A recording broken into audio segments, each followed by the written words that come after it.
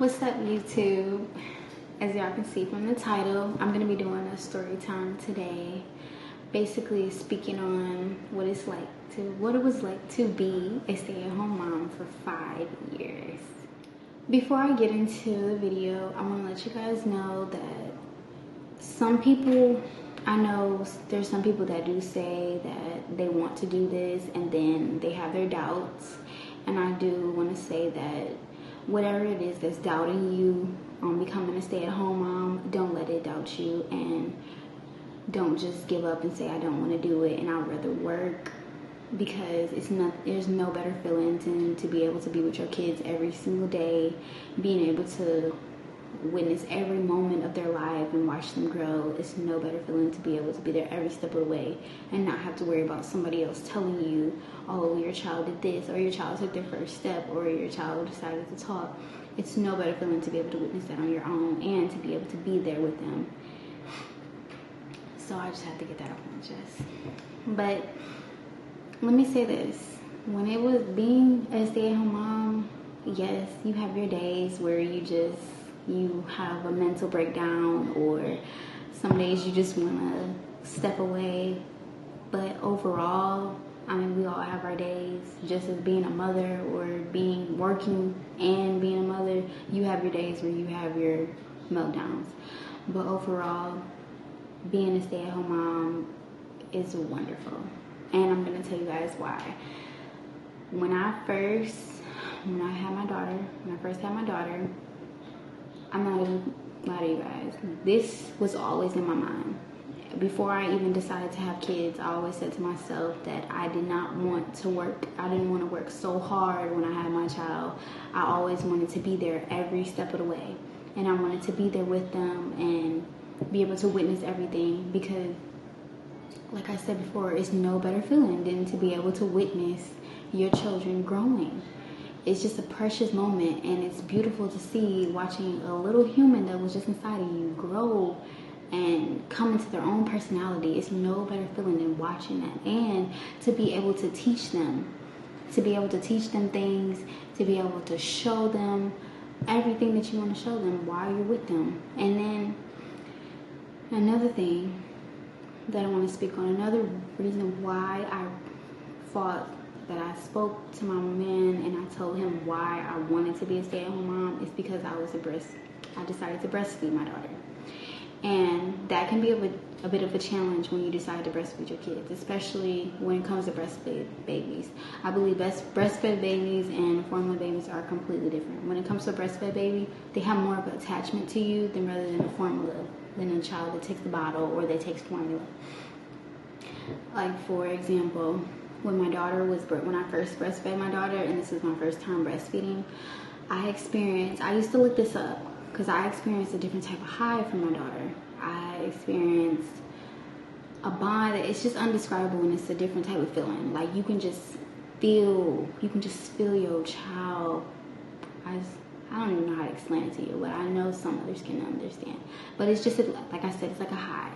It's like a high that you and your child get. It's a connection that only you and your child have. The dad doesn't have this connection because he doesn't breastfeed. So when your child is attached to you, you just know your body can sense when your child is hungry. Your body can sense when your child is upset. Your body just knows what's wrong with your baby when you are breastfed. And your baby knows when the mom is not around. They know, they can sense, they can smell. They just, even when they can't talk or where they can't really tell you what's going on or tell you what's wrong with them, breastfed babies can sense that, and they have that type of connection with their parent, with their mother. So that was another reason. And then another reason was my daughter did not like to use the bottle. So I did try to put her on the bottle, and it didn't work out for me. So I just felt like it wasn't gonna work out for me working, because there was no way I could really send her to a babysitter. There was no way I could have my family watch her when she doesn't take a bottle, and she only wants me, and she only wants me to hold her. She only wants me to put her to sleep. So I just felt like, I talked to my man. I told him, like, I just feel I just feel like this is what I want to do. I want to be a stay-at-home mom. I want to be there for her. She only takes the breast, so it's no way I can work, and it's no way I can. And then when it comes to a breastfed baby, they eat every 2 hours, so it's no way I can take a break every 2 hours. It's no way I can pump if she don't want to take a bottle. When we've tried, I'm telling you, we've tried so many different bottles, and she did not take neither one of them. She only wanted the breast. So I feel like it was just every time. And then on top of that, we never felt comfortable someone else watching our child. We just didn't feel comfortable. Because a main reason why we didn't feel comfortable people watching our kid is because of the fact that when someone else is watching your child, they always tell you the good. They don't never tell you the bad. They don't never tell you if they can really handle watching your child. They can never tell you what's really going on when they get frustrated, if they're crying too much. They only show you what's going on, what's going good at the moment. You never really know every single thing. And then you don't want to have to just keep cameras around when someone's watching your child. So it's just best off, if you don't feel comfortable with someone watching your child, it's just best off that you watch them. So you don't have to go through all the hassle, or you don't have to make somebody else feel uncomfortable if they're not understanding the fact that you don't want nobody to watch your child. But when I say it was a privilege to be a stay-at-home mom, it was a privilege, because not only was I a stay-at-home mom, now I wasn't just always at home with my children. Me and my man, we traveled. Me and the kids, we traveled. We did.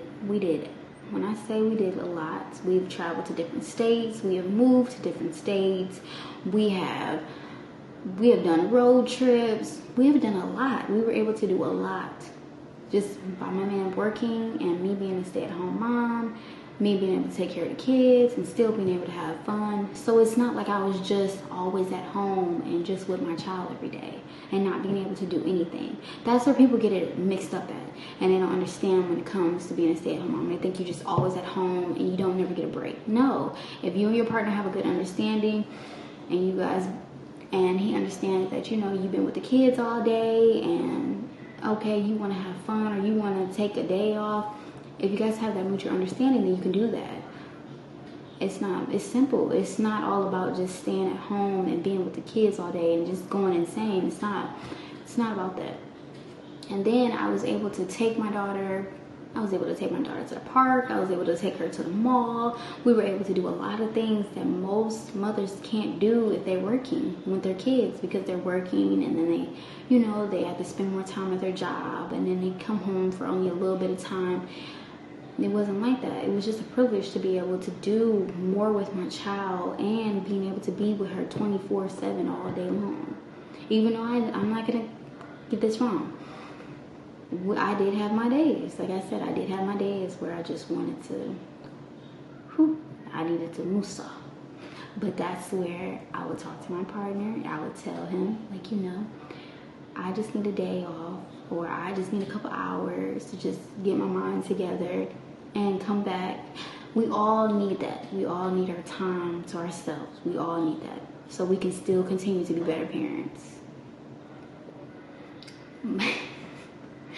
I don't really talk to y'all too much, but I just had to let y'all know that I was blessed. And when I say I wouldn't change it for the world, I wouldn't change it. I would, if I was to have another one, and I kept talking about my daughter. I'm sorry, I didn't mention my son.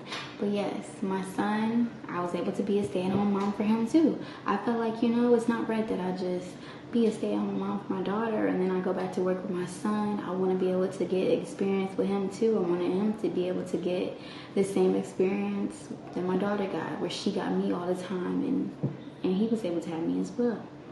And once again, like I said, I'm blessed. I'm blessed to have the opportunity to be able to be a stay-at-home mom for 2 kids. And when I say having 2 kids, life got really hectic compared to having one.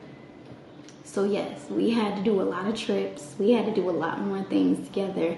We had to really go out and adventure life instead of being at home all the time. But yeah. It was a blessing. And like I said before, new moms out there, if you're thinking about it and you have your doubts and you have people telling you no, don't do it, or you need to work and your kid. Also, people will tell you, like, you know, don't be a stay-at-home mom because your kid's gonna get so used to it, and then if you decide to work.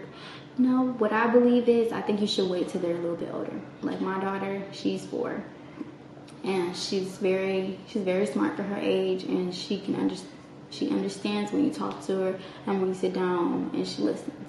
And like for my son, he's very smart for his age as well, and he's 2. So, he's not in that.